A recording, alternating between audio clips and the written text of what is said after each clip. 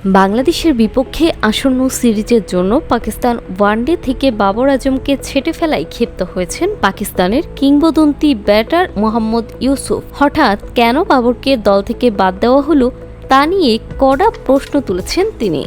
টি-20 বিশ্বকাপে দলের বাজে পারফরম্যান্সের পর বাবরকে বাদ দেওয়াটা অনেকেই মেনে নিতে পারছেন না। মোহাম্মদ ইউসুফ এক্সে লিখেছেন, টি-20 বিশ্বকাপে বাবরকে নেওয়াটাই ছিল অবাক করার মতো। এখন তাকে বাদ দেওয়া যদি বিশ্রামের জন্য না হয় তবে ব্যাপারটা চমকে দেওয়ার মতোই। এসব আজেবাজে সিদ্ধান্ত কে নিচ্ছে?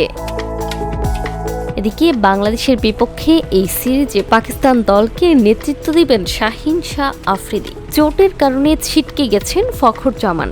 দলে সুযোগ পেয়েছেন আন্তর্জাতিক ক্রিকেটে অনভিজ্ঞ 6 জন নতুন মুখ। অন্যদিকে মিরপুরে আগামী 11, 13 এবং 15 মার্চ অনুষ্ঠিত হতে যাওয়া 3টি ওয়ানডে ম্যাচ নিয়ে দেখা দিয়েছে চরম অনিশ্চয়তা।